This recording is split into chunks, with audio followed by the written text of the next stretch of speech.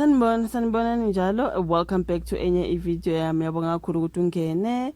Ngicela usubscribe mangaba ka subscribe le channel. Subscribe abakithi like video, share video as well. Kumahala konke you guys. Ayikho into ozoyiluza nje with your phone as long as ungene ka YouTube uya subscribe, uya like, uya share.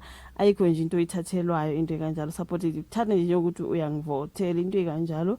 Yabonga kakhulu mangabe uya subscribe and uya like nama video mangabe wabuka ngoba kuyasiza ukuthi i channel ikhule you guys. So asingene edabeni ke luka Thobile Makhumalo Mseleko you guys okhala ngokuthi abantu bayathanda ukuthi babuka ishow bese bayaphawula ke izinto abacabangelazo. So thini Nkosi yami kumele nje si review like sizokhuluma phela ngalento siyibonayo abasitshela yona through the show. Singazi ukuthi behind the scenes ukwenzakalani, right? So uzophawula ngalento oyibukile enzeke ngangale you do not know. So when you talk about the show you just talk about what you see, you say your thoughts and the opinions. Ngeke ngasho before, okay? So kuthiwa kuMama K bakithi uPaula ke ngomshado wakhe noMseleku unkosikazi kaBaba uMsamseleku lo wesithathu, right? Siyazi uBaba uMsamseleku namakhosikazi amahlanu manje, uMama Cele, uMama Yeni, uMama Khumalo, uMama Ngwabe, sekukhona ke umama uMakhwela, right? Bahlanu ke lo wesithathu uThobile Makhumalo ukhala ngabantu ababuka uhlelo uthando nesithembu you guys ukuthi abayeke ukubuka uhlelo bese bezicabangela nje ukuthi kwenzakalani emndenini wakhe. Hawu bakithi ukusho lokho ebuza abezindaba ngohambo lwakhe lohlelo kumanje nje kukhonje season yes9, right? So kuyona nje kubonakala izinto ezingahambi kahle phakathi kwakhe noBaba uMsamseleku igazi neziqala ukonakala kufika kaMakhwela onkosikazi wesihlanu. Ever since uMakhwela wangena nje isimo sambhedela uMakhe. That's why sithi thina we talk about the show based on what we have watched bese siya review ke sizikhulumele ke sikucabangayo. Sazi ukuthi since kwangena uMakhwela nje wavele kwabola izinto esayidini lika Makhe akukuhlanganeze. Maybe yena esayidini lakhe behind the scenes she's just very okay nendoda yakhe ba right futhi akunankinga nje. Bavele basibonise nje lokho okunye bese siyaphawula ke. Okay bese yabhoreka ke manje. Ngoba siphawula ngezinto ezinye siyacabangela kodwa ezinye phela is based on the show girl kulapha ngase screening, okay? So uMakhumalo uthi akana inkinga ke nemibono evezwa abantu ezinkundleni zokuxhumana nokuyinto ke abangeke bayishintshe.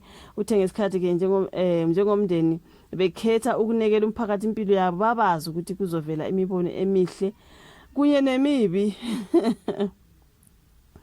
Abantu ngeke sibagxeke ngemibono yabo uma bebuka uhlelo kusho uMakhe baluhlaziye ngendlela abalibona ngayo ke nabaluqonda ngayo. Kodwa engithanda ukusho ebantwini ukuthi kezinye izindaba kumele baziqonde kuqala bazibuke ngeso lijulile bese kuyima bephawula ke ngazo.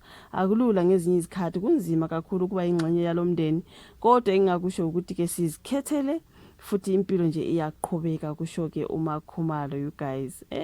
Hayi uthi impilo iyagozona.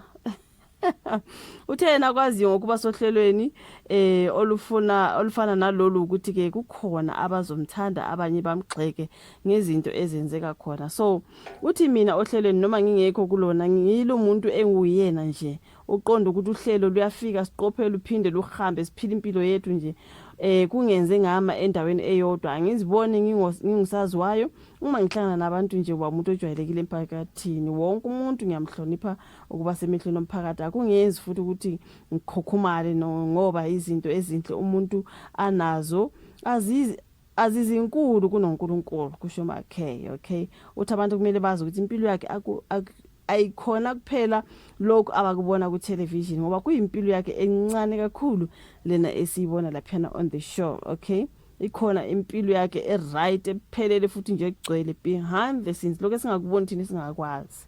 Ngake ngakusho futhi before ukuthi kuningi okususwayo kule mpilo esisuke siqopha kuthiwa kwesinye isikhathi ke abakubukayo abantu izinto ke ezenziwe abantu kuwe bese kumele uphile ngazo, right? Abantu abaphile impilo yabo ngendlela nje abathanda ngayo ngoba akekho omkweletayo ngendlela okhethe ukuphila ngayo. Uma uphilela abanye lokho kuyolimeza wena ekugcineni. uMakhumalo ukuthanda kusabalela ivideo yenkulumo ngxoxo kade naye emsakazweni lapha iTrue FM lapha waveza khona ukuthi kona akekho omunye umuntu wesilisa angashada naye ngaphandle kaBaba uMsamseleku. Okucaca ukuthi nje lento esiyibonayo ngathi banenkinga ayikho. ayikho you guys emshadweni wakhe yonke into i-right, okay? Yonke into i-right futhi wachaza ukuthi ayikho into ezomsusa yena emshadweni wakhe, right? U-right nje akayindawo. Futhi nje noma kungafanele ayoshada esithenjini uyashade futhi esithenjini akana problem uMakhelo you guys. Uthe umshado wesithembu yiwona nje awaziyo. Ngakho angeke azakhethe nje omunye angawazi futhi nje akazisoli ngesiqhuma asithatha sokuba lapha emndenini wakamseleko. Uthobile Makhelo Selekulo you guys. Yonke into right emshadweni wakhe, whatever we see on the show, cabanga nje ukuthi hayi ukisho khona ngathi siyadlala nje sisuke nje sifuna ukuthi kube mnanjanyana uyayibona into enjalo. Sinandise abantu bajabule, abantu bathola into abazokhuluma ngayo. So like she said ukuthi into esiyibonayo ku screen sethu lapha ledlala lapha, that's just a little bit of her life. Okuncane kwakhona you guys basibonisa khona kunempilo yakhe yonke ephelele egcwele esingayazi, right? Lapha nesithenjini sakhe ku right nje uhlelo zinzile uthi akayindawo okay.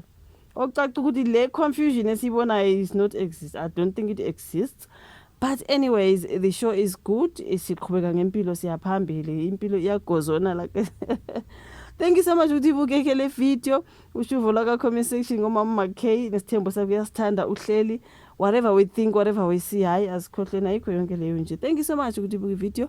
Sizobuya sihlangane futhi kwenye landelayo. Bye.